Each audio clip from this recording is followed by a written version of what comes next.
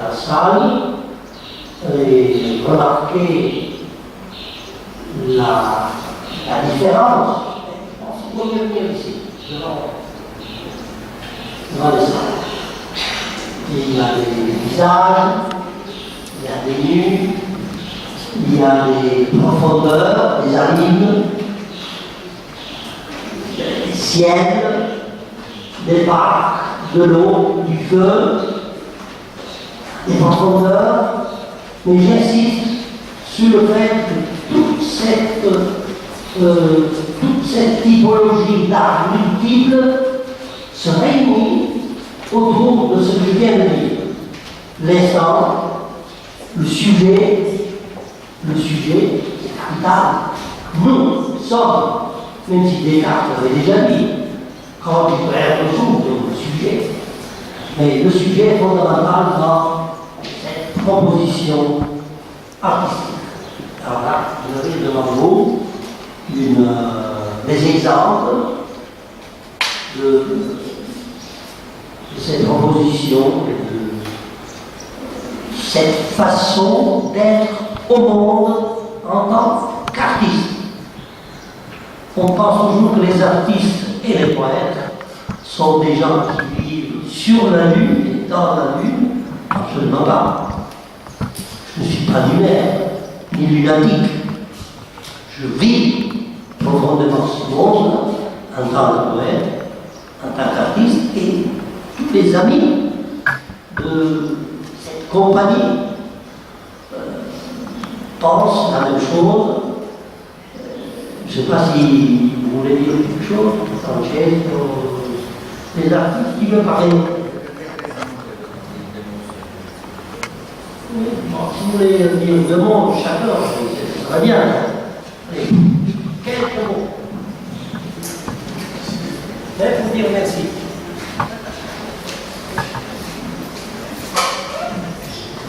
D'abord, je me présente à la Bérard, artiste peintre. Bonjour à tout le monde. Alors, bien entendu, pour essayer de suivre Giovanni, bon, ça va être pas facile, mais je vais essayer de m'expliquer quand même. Alors, donc, moi, personnellement, je travaille dans ma création sur l'agricultisme d'une façon très spontanée. Et je me crée mes toiles au départ sans aucune idée préconçue, sans aucun sujet. Et j'attends que mon image m'inspire et j'attends qu'elle vienne sur la toile. Et une fois que je ressens une image, je ressens une intuition, j'arrête ma toile, je la considère comme j'ai terminé entre guillemets, parce que je n'aime pas trop ce mot terminé, parce qu'une toile pour moi n'est jamais terminée. Mais c'est justement là le principe de cette intuition que je peux ressentir. Alors maintenant, ces intuitions que j'ai personnellement, je ne veux pas la retransmettre, je veux dire, mes propres intuitions aux personnes qui regardent mes toiles. Je souhaite justement pouvoir faire parler les personnes de leur propre intuition, c'est-à-dire de les laisser libres à ressentir ses propres intuitions qui ne sont pas les miennes. Voilà.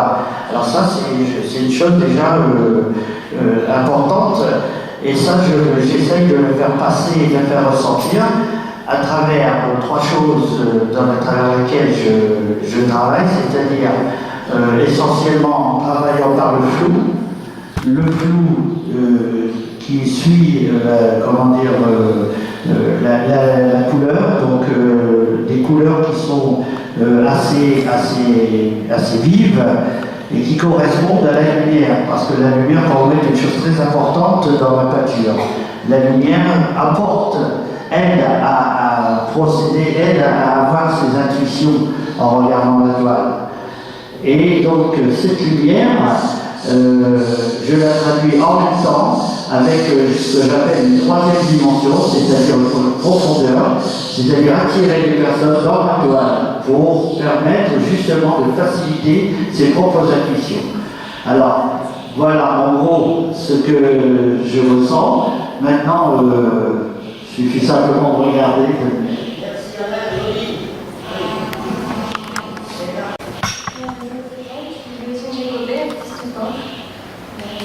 Je vous remercie, mais Alain Bernal a déjà tout dit. Donc, définir l'intuitisme dans l'aventure, c'est très bien, bravo, merci, on peut l'applaudir.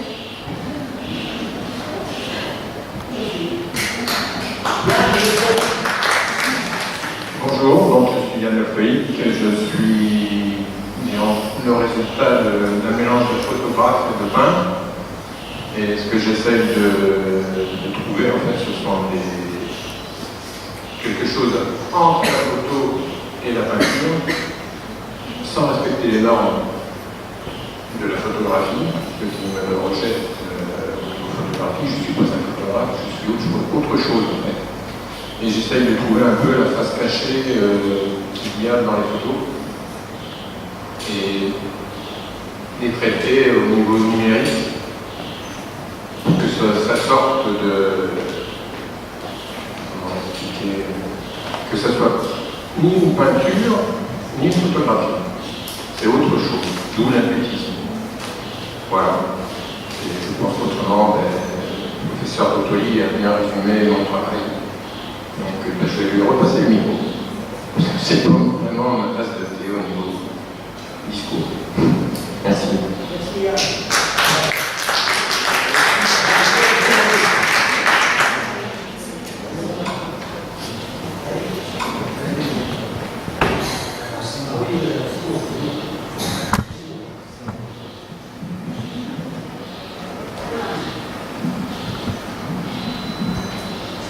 Bonjour, moi c'est Simon Landry. Alors en fait, moi je présente ici des photos, mais en premier lieu je suis plutôt sculpteur et j'ai eu l'intuition que je ne pouvais pas prendre de sculpture en pierre dans la vie. Donc je suis venu avec des photos. En ce qui concerne ces photos, ça participe de deux intuitions successives. En fait, ce sont des photos de reflets dans l'eau, en l'occurrence dans l'eau de la lagune de Venise. C'est pour ça qu'elle s'intitule Dans le ventre des lagunes, il y a des mondes.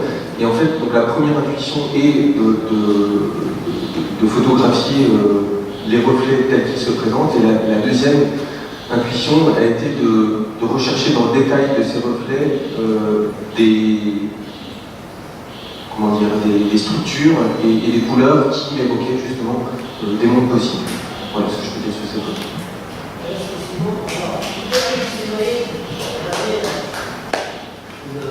L'auteur ce mouvement, bien sûr, a beaucoup de choses à dire. Je lui donne une minute. Je vais peut-être prendre un tout petit peu plus. Alors tout d'abord, je voudrais remercier évidemment tous les organisateurs de ce colloque. Mario Cepagio, qui a fait un travail énorme, Monsieur Francesco Vasoli, Giovanni Dottoli, parce que si je ne l'avais jamais rencontré, il ne se passerait rien de ce genre aujourd'hui ici, et tous les organisateurs, toutes les personnes que je ne peux pas citer, ainsi que les jeunes filles qui portent les tableaux, vraiment je les remercie.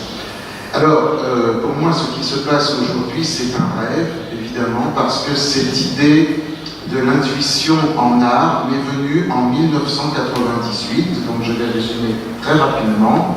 Il y avait une revue dans l'Oise, Simon Landry est originaire de l'Oise également, c'est comme ça qu'on s'est connus, qui avait demandé à des artistes peintres, des musiciens, des photographes, des sculpteurs, des poètes, des romanciers du monde entier, comment ils concevaient leur art, et c'est là, alors qu'on avait eu 6 mois pour réfléchir, que personnellement, j'ai défini ma façon de faire par l'intuition.